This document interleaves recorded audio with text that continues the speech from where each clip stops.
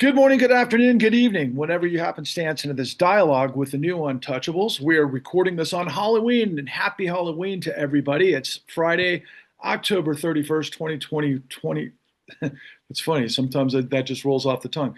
2025, and we're recording this at 5 p.m. Eastern Time. And yes, it is Halloween, and many of us will be dressing up. But obviously, the country's in the midst of a nightmare. And as we can see, Paul Peltier down, it looks like the Caribbean. And I'm assuming that we're going to see an aircraft carrier group in the background being shuttled to whatever deployment potentially in Venezuela. But I wanted to just kind of ramp up, quick introduction to everyone, and then just kind of a quick introduction to the subject matter today. But joining us is June Carbone, the Rubino Chair of Law, Science, and Technology at the University of Minnesota. Mr. William K. Black, a gentleman who brings decades worth of experience in all things white collar fraud, particularly from a criminology perspective, as well as economics and all things on how we can get our way out of this problem. And of course, Paul Peltier, former veteran of the Department of Justice, and all sorts of incredibly important attributes as we unveil how we deal with this stuff. And then, of course, the executive director of the Government Accountability Project, Mr. Lewis Clark, is joining us. And I was going to share my screen, everyone, just so we could kind of take a quick look at really the headlines first, just to kind of set the tone of how things are rolling into view here. Obviously, the government just was demanded by a federal judge, to provide benefits to SNAP, which I'm sure is a relief for a lot of people, considering how horrific the number of people that are on SNAP benefits are. We're looking at 42 million people there. And then, of course, as we saw, the hurricane that just flattened Jamaica and on its way into the rest of the Caribbean. And hopefully, obviously, Paul doesn't get struck by the aftermath of that. But one thing I wanted to address really kind of at the outset to set the table, I saw a headline this morning with somebody that actually we could call a friend of the court, somebody I've interacted with for some time. And I know that Paul, I'm pretty sure you know, Jason Leopold, who now writes for Bloomberg. But this was the headline this morning: Jeffrey Epstein was investigated for money laundering, emails reveal, and that goes into the suspicious activity reports in the time period that's in question. And that was actually accompanied by a headline in the New York Times that just happened. JP Morgan alerted U.S. to Epstein transfers involving Wall Street figures. After Jeffrey Epstein's 2019 death, the bank reported more than $1 billion in potentially suspicious transactions. But before we roll into all of it, I wanted to just kind of set the tone with what the New York Times op-ed asks in the afternoon edition. They said, Donald Trump has wielded the power that no previous president has, often in open defiance of the law. His actions have raised a chilling question. And the question, of course, is, are we losing our democracy? And just a couple of things I'll just tee up first, and then we'll get into it. But the number one question is, an authoritarian stifles dissent and speech, and Trump has started to. Obviously, that's been the theme of many of our discussions throughout our weekly meetings. We are in a situation where the authoritarian persecutes political opponents. Obviously, Trump has, and it's continuing to be, considering all things that seem to be ridiculous by way of Letitia James and, of course, Mr. Comey. And an authoritarian bypasses the legislature. Obviously, Trump has started to. And I could go on. I guess I'll read one more headline. An authoritarian uses the military for domestic control, and Trump has started to, among other things. So, obviously, the theme of our ongoing conversations, because you guys are all, obviously veterans of prosecution and regulation at the highest levels, where we depend on the Department of Justice, we the people depend on the Department of Justice and so forth, for the law to actually hold power to account, which of course that went out the window a long time ago. And I'm wondering if I could ask you, June, to kind of give us some opening comments, just to kind of in context to this, blitzkrieg of however you want to describe it, obviously. So there are all kinds of things that are coming ahead, but one of the things I want to start us off with is a historical reference. The speculation about the U.S. Supreme Court is one, they're afraid of Trump. That is, they're afraid he will defy their authority, and they're keeping their power dry for when they really need to stand up to him. But the other alternative is they've bought the Kool-Aid.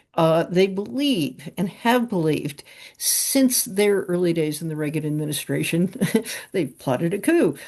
From that time period forward, which is an ideological commitment to repeal the New Deal, to reassert the unitary executive, to authorize the president's authority, particularly in opposition to the deep state, which the rest of us view as administrative agencies that do relatively routine but important things.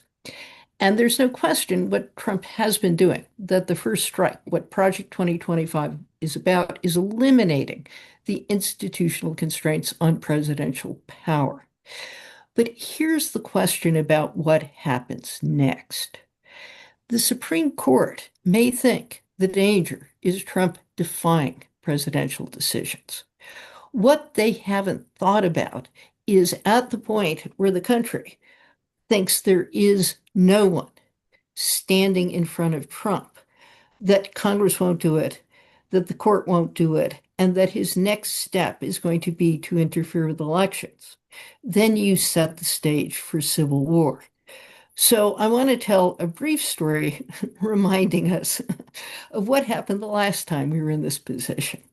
The Dred Scott case by the Supreme Court in 1857 is infamous.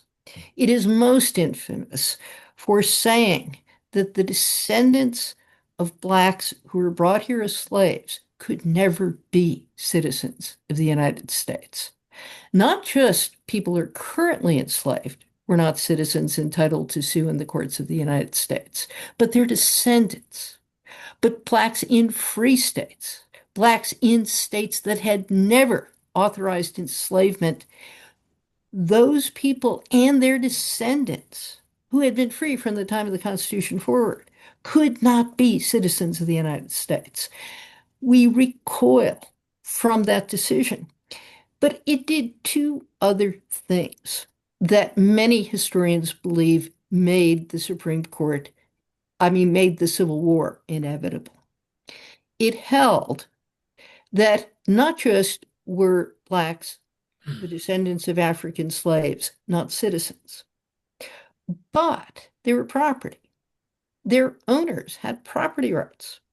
They could take the enslaved anywhere in the United States, any state, no matter how dedicated it was to the abolition of slavery, any territory. And Congress was powerless to prevent it because the Constitution protected property rights. And thus the court held not just did Dred Scott not have citizenship that entitled him to sue in the courts of Missouri, but the Missouri Compromise of 1820 was unconstitutional, meaning there could be no further compromises on this issue. And that left war ultimately as the only recourse. Some clash between the slave states and the free states became inevitable because the law ceased to be an instrument to mediate the differences. One of the things I fear is that the Supreme Court may be putting itself in that position. And so I think one of the most important of the appeals currently pending is the Seventh Circuit has held, as a matter of fact, that Trump lacked the prerequisites under longstanding authority given to the president to call up the National Guard in only limited circumstances over the objection of the state, and that he did not have those factual prerequisites, particularly since we've since found out that what they presented as the factual prerequisites aren't true. The court said they were insufficient. The lower courts, the Seventh Circuit, said they were insufficient. We're not getting evidence they weren't true. So even if true, they were insufficient, but they're probably not true either. If the Supreme Court overturns that, and one of the grounds on which the Justice Department is asking the court to overturn it is that the courts lack authority to review the determination of the president that the prerequisites for use of the military on domestic soil have been met. If that's what the court holds, we can't review this. It will be like the immunity decision. Even if the president lies, even if he does something that's blatantly unconstitutional, even if he does something that is exactly what the founding fathers feared, use of the military on domestic soil over the objection of governors to oppress the people. There is no power in the courts to say no. And Congress has obviously abdicated any congressional supervision, and the president is immune. Then you invite civil unrest. That the court thinks a civil war is going to come from the clash between Trump and the courts or Trump and the blue states. But I don't think they have a clue that if they say there is no judicial recourse, they invite a variety of reactions that amount to lawlessness and invite further presidential escalation of the use of military power. And I think we need to get that message across. The court does not prevent conflict by failing to rule. It invites conflict by failing to rule. Wow. Lewis, given the ongoing discussions that we've had about your operations at the Government Accountability Project, and obviously your expertise in which you guys have demonstrated over decades by way of working with whistleblowers, as we discussed last week. Obviously, one of your key folks was on 60 Minutes, Erez Ravini, discussing obviously significant scenarios at the Department of Justice. But I was reminded today, looking at all of those generals a couple of weeks ago that were summoned to Quantico, and the most recent, I think, general, I don't know what his title was, but he had resigned, right? Uh, I'm sure a lot of folks would be very curious what some of the folks within the military, from a position of whistleblowing kind of thing, given these insane runs down in Venezuela and whatever else might be taking shape. I'm just curious if you could kind of comment, that the last stand of a defense might be obviously the Department of Defense, and obviously maybe some whistleblowers within the context there, considering all of the actions of the administration. Yeah, I think that the people, I mean, the focus on the military, services as well as the National Guard, is really important at this moment. Uh, there are already a number of, of reports of both, within the military as well as within the National Guard, that there's great dissatisfaction. The dissatisfaction with the orders that people are being, given. There's also a disappointment about picking up trash, you know, when they're leaving their families in order to come and pick up trash in the nation's capital. All these reports indicate that there is going to be, if these folks are asked to obey an illegal order, there's going to be a number of these people who are going to step forward, and then we'll find out exactly to what extent the military and the National Guard are being used in order to essentially assert authoritarian rule on all of the country. Paul, I know you have such a great sense of humor, but obviously this is no laughing matter.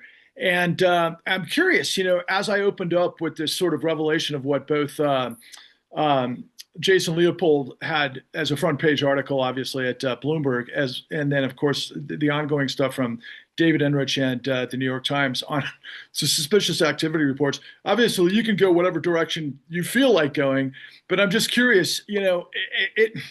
I know a lot of people out there are like, okay, wait a second. What the heck is our law? What is the Constitution? I mean, this is a silly, pedestrian question, but it's like the scaffolding is all completely melted away, like you've talked about for the last several months. You said it was Project 2025, you saw it coming a mile away. So, you know, what's your orientation? Just that, we've talked a lot about whistleblowers and how important they are to get the message out there as to what's going on. I think that's true. But reporters like Jason Leopold are very important as well. Why? Jason Leopold is sort of infamous for being the FOIA king, the person who files all the FOIAs and eventually litigates them and gets the information. And this information that he's talking about today, I believe he received from FOIA requests. I believe he did.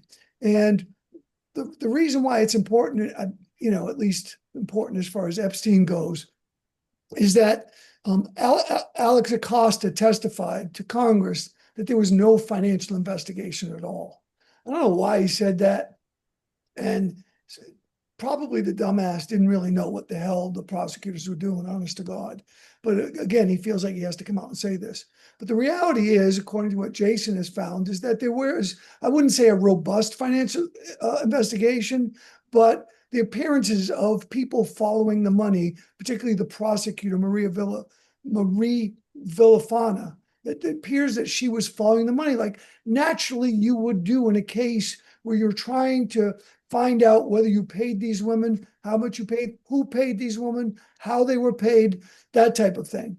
So what they're using this to do is to sort of investigate Alex Acosta for misleading the House about what, in fact, was going on with the investigation and whether or not the government did attempt to follow the money, particularly the U.S. Attorney's Office, and whether or not he shut it down. And of course, I don't have privity of those emails, but apparently they have hold of emails which Alex Acosta was CC'd on, where he absolutely knew they were trying to follow the money in that case. So I don't know where that's going to end, but the good news is it's going to, number one, keep the light on Epstein for a while, number one. And number two, I think more than anything, it shows as Congress isn't doing their job here, the importance of reporters to issue these FOIA requests to get this information, because the department is not doing it. Congress isn't doing it. It's the press and people like Jason Leopold that have got to do it. And I think that if they're doing their job, it's going to sort of unfold sort of what really went on.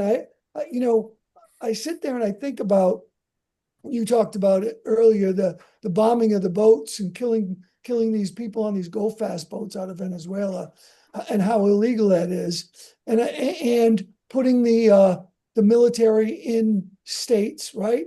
And you got to know that people aren't just thinking of this and doing it. There's a lot of back and forth in the department, in either the Department of Justice or the Department of Defense about this. And someday we're going to get hold of that back and forth. And I guarantee you it's not going to be a pretty story. And one of the ways we can do it is whistleblowers, and the other way we can do it is through FOIA requests right now. Obviously, if the Democrats take back Congress, then we can start having some oversight hearings. But I think that it's pretty hard to get those records of what I say is absolutely illegal activity going on.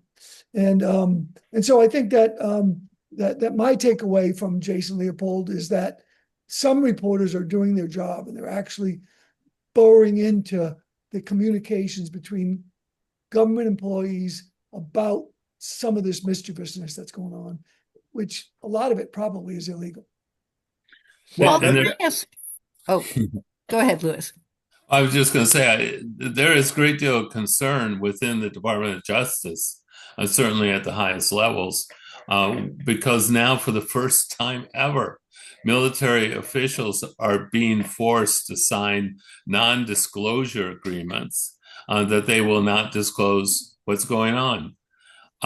Already, it's, of course, illegal for these folks to reveal classified information, but these non-disclosure agreements are much broader than that.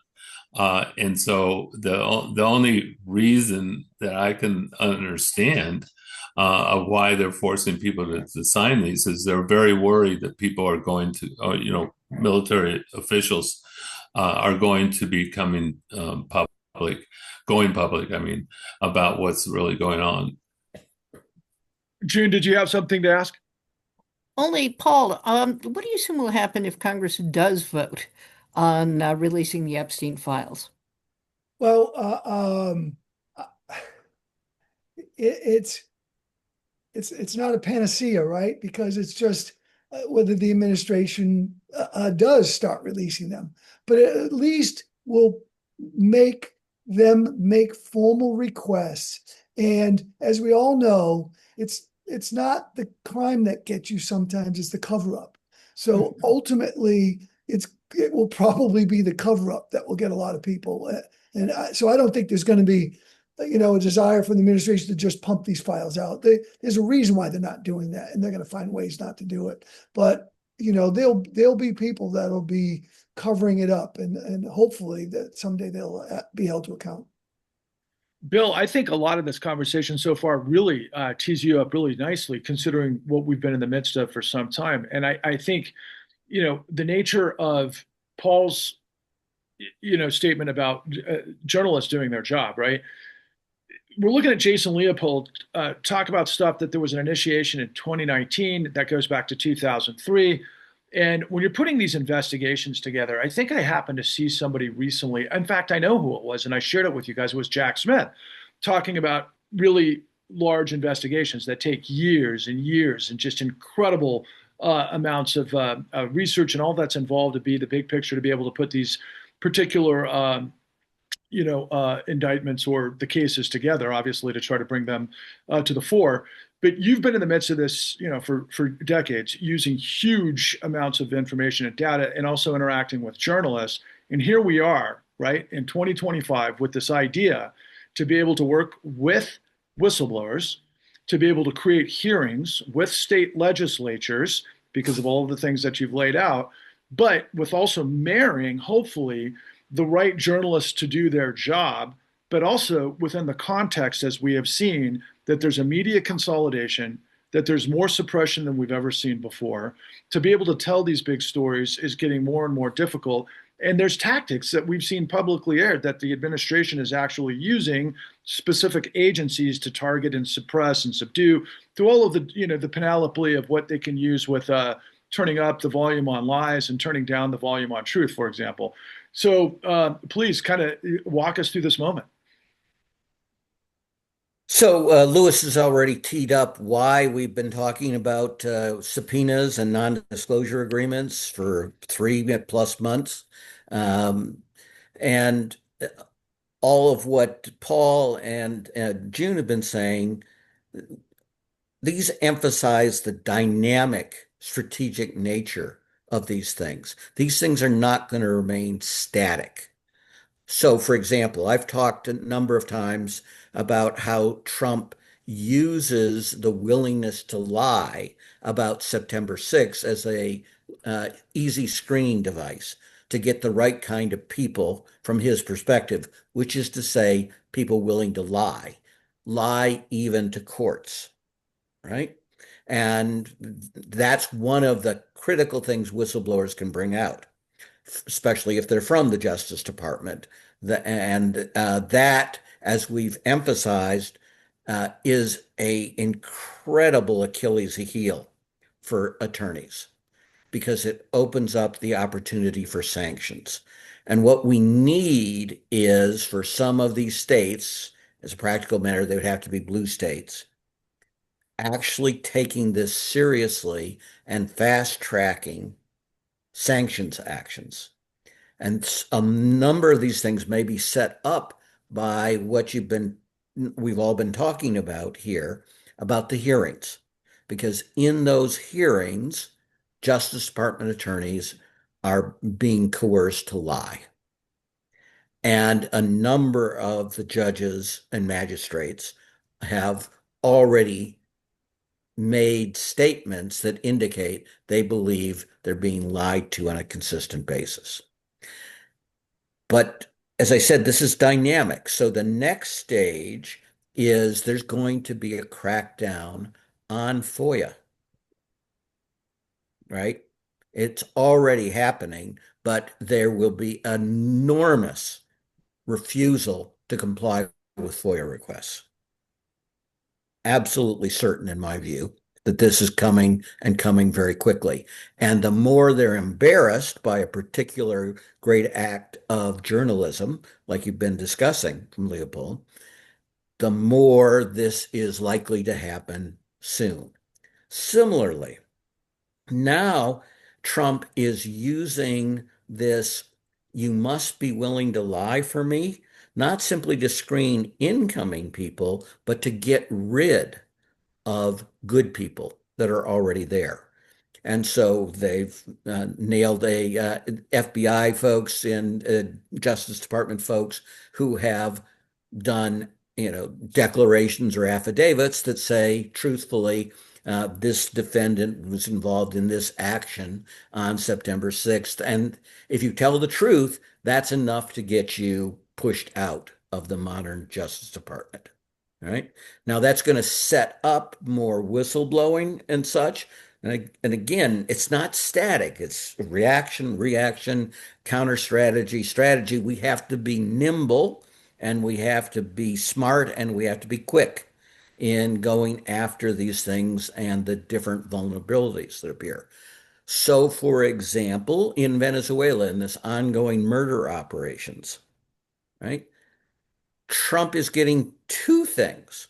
One is he wants to get rid of anyone who has scruples. And so he wants them to come forward and resign. Now, he doesn't want to produce whistleblowers, and Trump is not great at this strategic stuff, right? So he may well hurt himself, but he wants to get rid, he wants a test to get rid of the law respecting senior ranks of the US military. But he also wants to find the people willing to murder.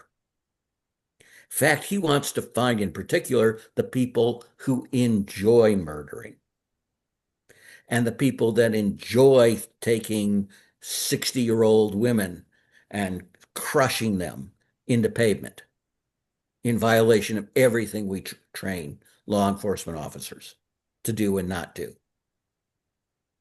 He wants to find the worst of the worst.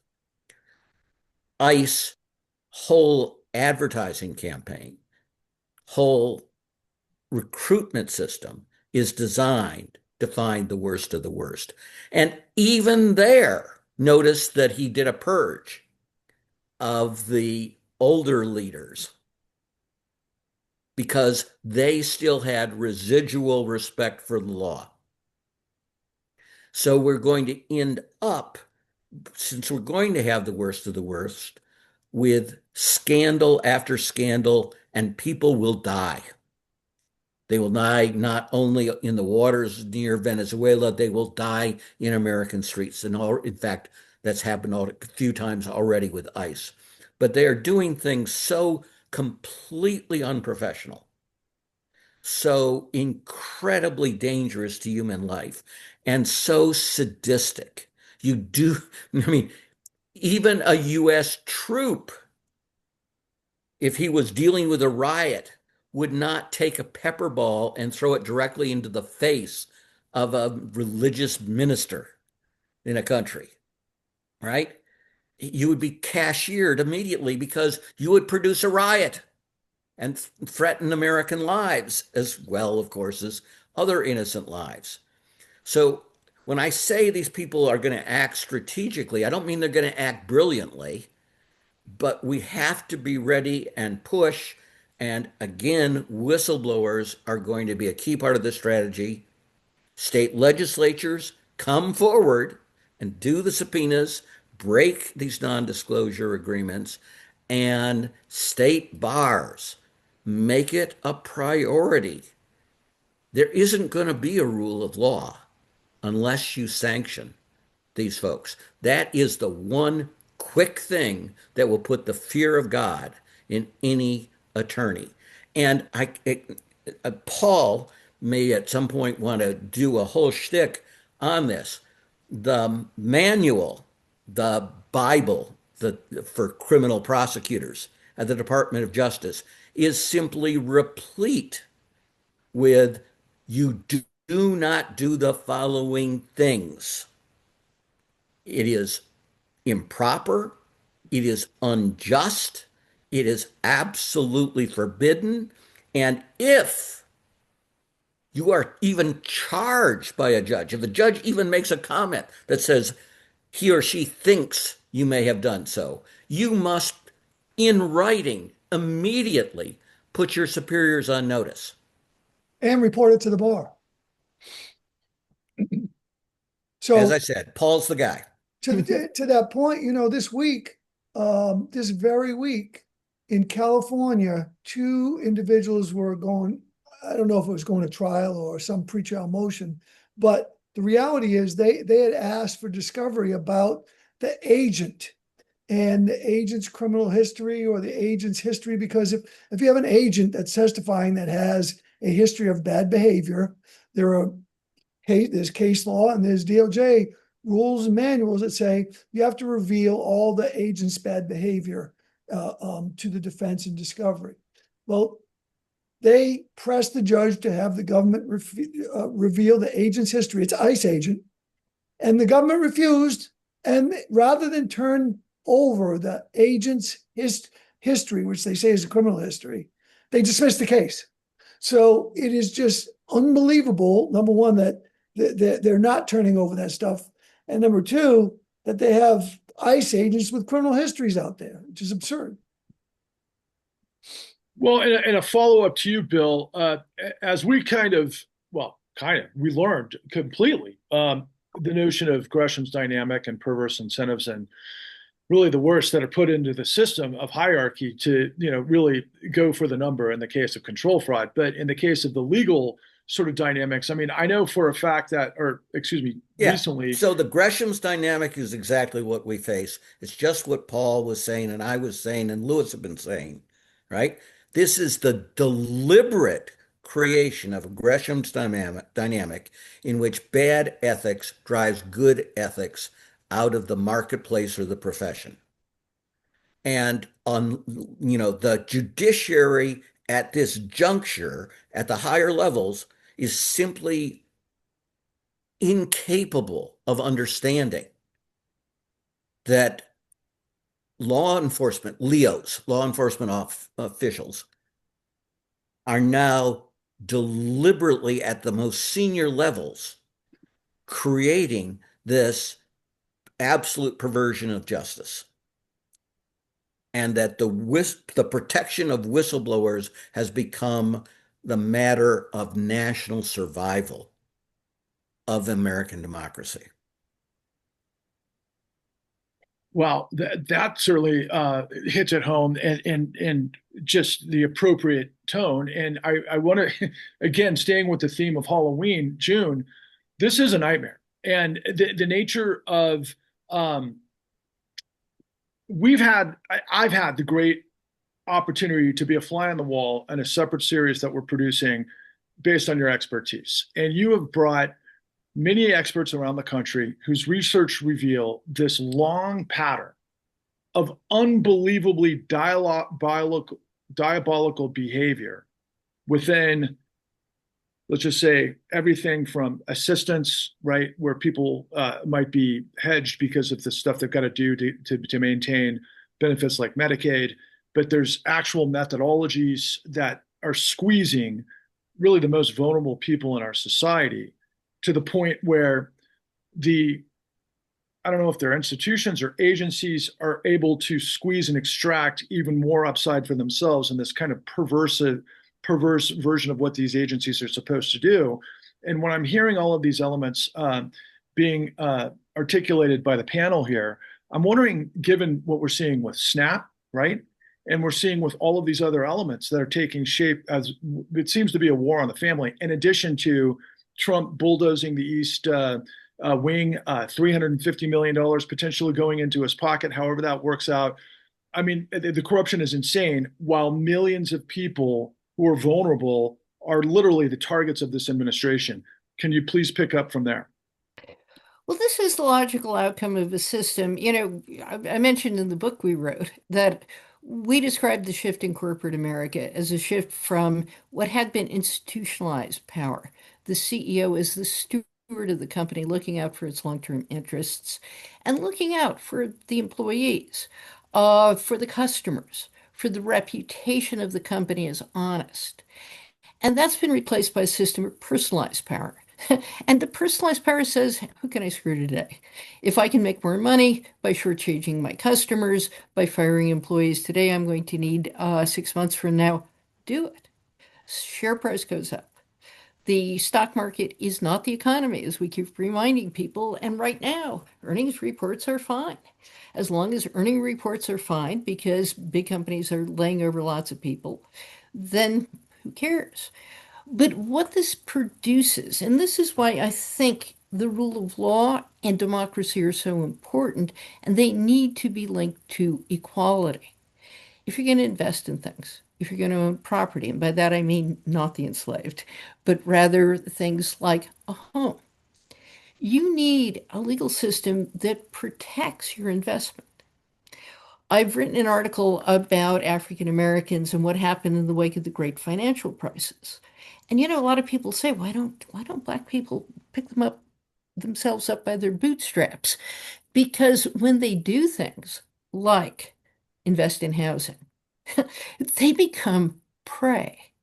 In a lawless system, the people with the least power are not in a position to object to lawlessness. I want to give one little example of this, but it ties together a lot of things. Speed traps. Okay? Speed traps. When you looked at what happened in Ferguson, Missouri, and Michael Brown was killed by a police officer was not found to have murdered him. But underlying this is a system. Justice Department did a major investigation. The town of Ferguson, which again is a heavily black area just outside St. Louis, how did starve the beast is the order of the day in Missouri. So how do they get money? By doing as many traffic stops as possible, issuing tickets for jaywalking, uh, you know, citations, and then people don't show up and they're fined more if they fail to pay, and that escalates and people lose their driver's licenses because they haven't paid their tickets. And what you have is a group of people held in bondage by the hypervigilance of the law, sometimes on the basis of made up allegations. When you have a system of relative equality and citizens who have power, they get rid of the speed traps. I can tell you stories about speed traps in neighborhoods where neighborhoods have some agency and they complain and the speed traps go to low-income neighborhoods. Um, but what you're describing is a system where if people can use the law and use the law to pressure little people, to extort them for money, to use it on behalf of the institutions that are breaking the rules, then you have a system of peonage. And what Donald Trump is doing on a massive scale is doing that. Hey, you want something from the government? Give me 100 million or so, which you're taking, by the way, out of companies that deduct this as a cost of doing business, so that it's all subsidized by taxpayers. You need food stamps. You're entitled to food stamps. There's an emergency fund to give you food stamps. Donald Trump is illegally taking that away. A court ruled that today. But why is he doing it? To pressure the Democratic Party, to make them villains. So what you've got is this system where cheating a little bit or hiring a company that is going to make money by accusing people of fraud that they didn't commit. And in the meantime, they're little people. The company is a big person. They get away with it. They make money doing it. And people are impoverished and forced into bankruptcy and their marriages fail. Okay? That's the system we have now without Donald Trump. What's Donald Trump doing? He's taking those principles and applying them on a massive scale. He's a shakedown artist. He's always been. He is a liar. But no, the liars are not just that he lies and he's a bad person. We can all say that. It is that the lies are designed to throw mud, to defeat accountability, to allow him to get away with things that because everything he does is outrageous, nothing is. And so recovering, what I propose is that we start thinking now about the commission to follow the Trump presidency. And that commission should do what Bill did in the savings and loan days. And that is, we have all kinds of lawlessness, lawlessness against little people, lawlessness at a massive scale. We need to prioritize the prosecutions that will be brought afterwards. We need a bipartisan commission that identifies how to prioritize the cases that are reported by people who know illegality is going on. We need the states arresting ICE agents for murder. Yes, there's a supremacy clause in there, but it's not clear that when an ICE agent on the street of Chicago attacks somebody with video that shows they're acting illegally, the state can't act to protect its own citizens where they're blatantly illegal. And one final note about what democracy is about. You don't have democracy without a high degree of equality. What happened back in the 50s, the reason we have this halcyon view of the 50s, some people do, I do, that's where you get progress in civil rights. However, racist and sexist the 50s were. I remember the 50s. But you also had a high degree of economic equality. And when you have 90% marginal tax rates and a high degree of economic equality, then institutions matter because institutions are bigger than people. And we have to think about how to bring that back. Instead, what we're doing, the privatization of prisons, the privatization of law enforcement, the privatization of the military, which is what Trump's doing, is creating people at his beck and call. All of that leads to greater corruption and the oppression of the people not in a position to fight back. Louis, what's been remarkable to me among all of the insight and the wisdom of this panel, especially just the incredible track record of everybody on this panel, is just the transparency, the courage to speak the truth of the situation. And a couple of weeks ago, you had just declared, man, we're on the edge of losing our democracy, right? And here we have 2 weeks later, the New York Times kind of hinting, yes, we are, in a front page New York Times op-ed, right? But at the same time, it's kind of like, for anybody looking around at this situation, we know, like Paul also said transparently and declaratively a couple of times, we're at DEFCON 5, right?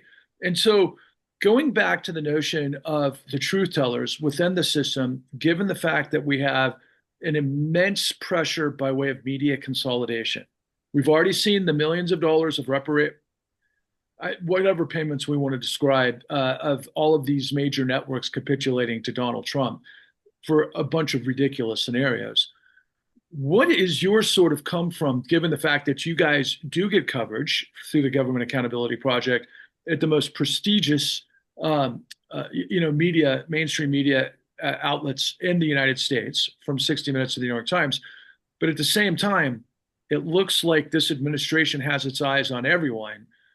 How do you proactively anticipate that, and in terms of what you can do to further get the truth out there in the best ways possible?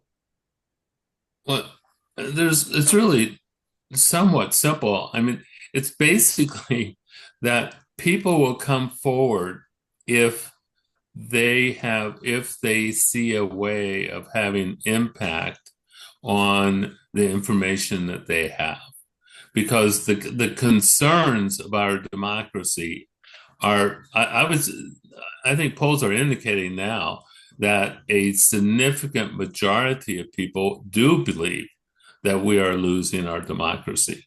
And so there is an appetite amongst our population of hearing about what whistleblowers have to say at the Department of Justice and other places, which are, right now just a hotbed of dissent from what's happening.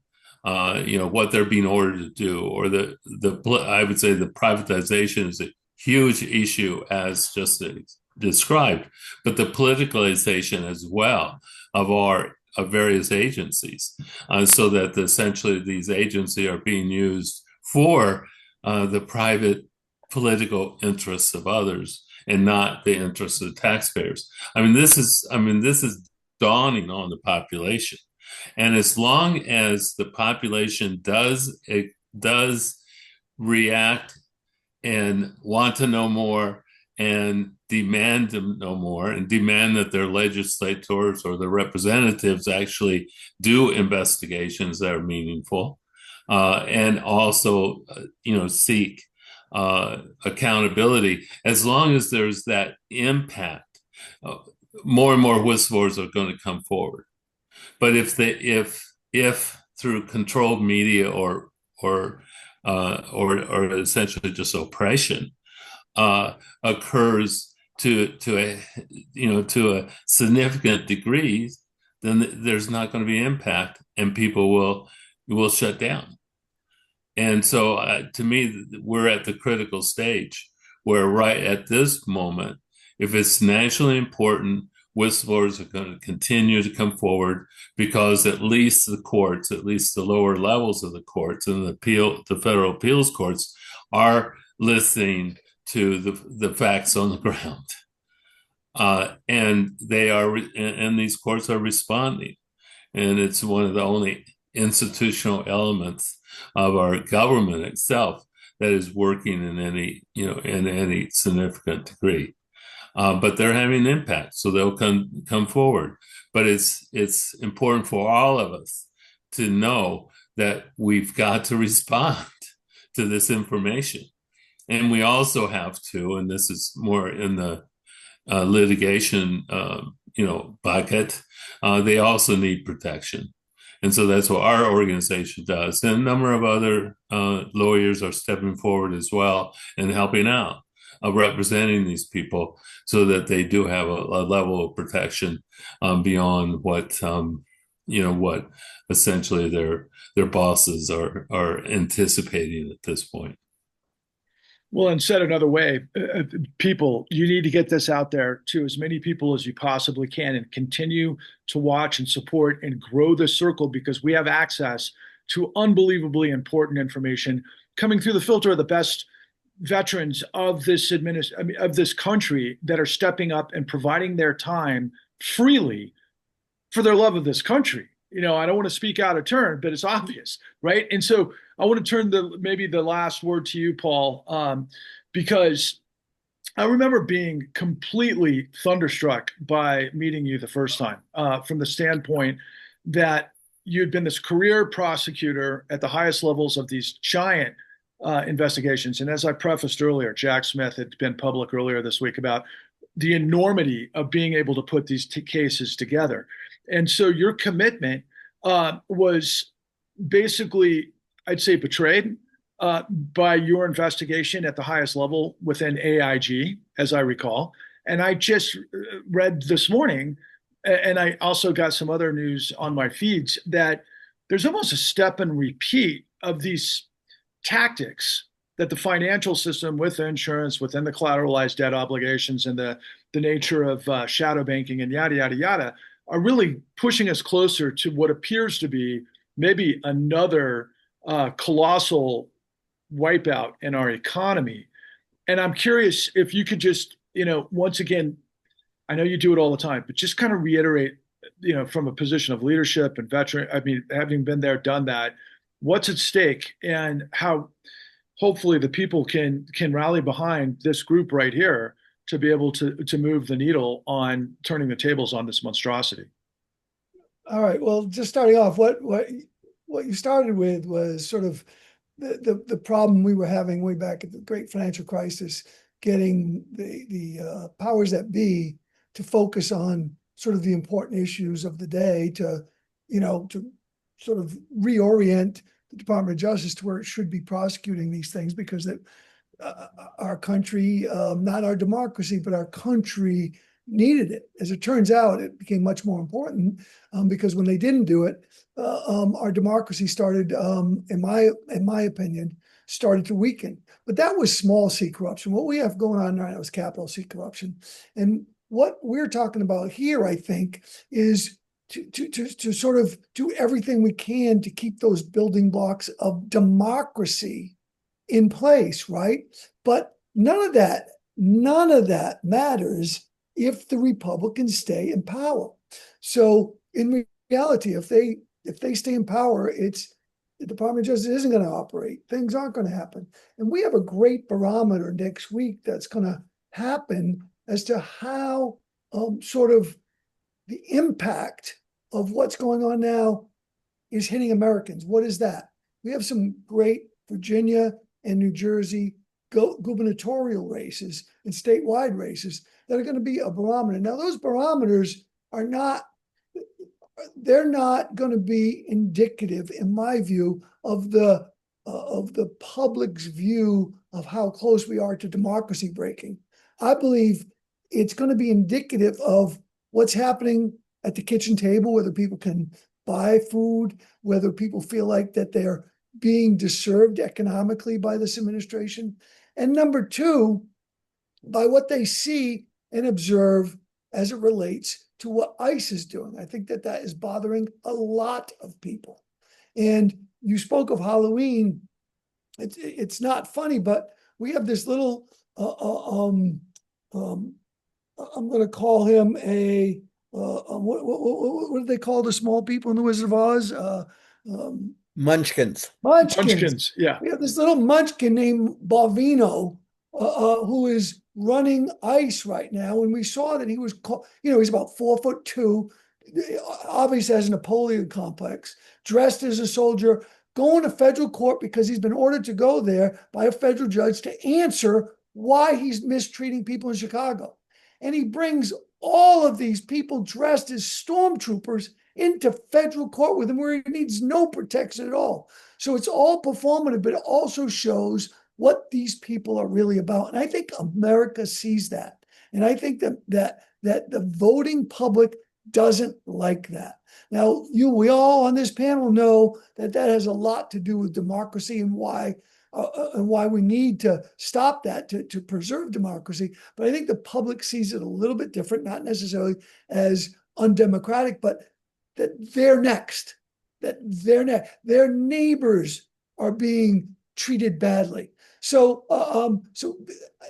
and we heard it from Marjorie Taylor Greene, who said, "Oh, my kids' healthcare costs are going through the roof." No shit. And that's what's happening to real Americans. So at some point in time, when this crap touches real Americans, they get angry and they vote. And so I think the first barometer is going to be next week. We're going to see what happens with Spanberger in Virginia and Mikey, get her last name, in New Jersey for governor. Those are going to tell us how Americans are at least feeling at that moment. And I think the economy is only going to get worse. I think that the perception of what ICE is doing to Americans, if anybody wants to get their bones chilled, they should listen to this interview that Vance did with, I think it's called Pod Force One. It's a New York Post sponsored pod by this woman named Divine. She interviewed him for an hour. I got through it all, but I had to take a shower after it. It was awful. And he is so despicable in the way it was just awful. Anyway, listen to it. And that's what's coming. That's what's coming. And he dressed it all in religion and all this stuff. And it was just awful. But, you got to listen to these people when they talk because they mean what they say. Well, and kind of, again, another terrifying Stephen King-like irony, with J.D. Vance, of course, being somebody who I believe was on SNAP benefits and now in a position to where it's like Mr. Peter Thiel and everything that is really the Death Star on top of everything else. And Bill, I'm going to just, do you have any final thoughts before we shove off here? We're out of time, but if you feel free to say anything, Nope, I'd love to Paul hear. has the right approach. Rally caps on. Okay, guys, thank you. I have one final comment. I think administration may well be using the elections next week as a test run for how to use the military to disrupt the vote. I've heard nefarious ways of doing so, but we can see next week what they end up doing. Everything's a test run. Well, I'll find that link and I'll put it in the description below. And I want to just thank everybody, Lewis Clark, Paul Peltier, William K. Black, June Carbone, and Mark Dan, who couldn't make it today, and of course, Eric Vaughn. And if David K. Johnson was here, he'd have a whole litany of other revelations by way of Donald Trump. So all things considered, have a wonderful, happy Halloween, guys, to everybody and everybody out there. Thank you for tuning in. We'll see you next time on the new Untouchables. Have a wonderful weekend. Take care. Get out and vote next week. Thank you.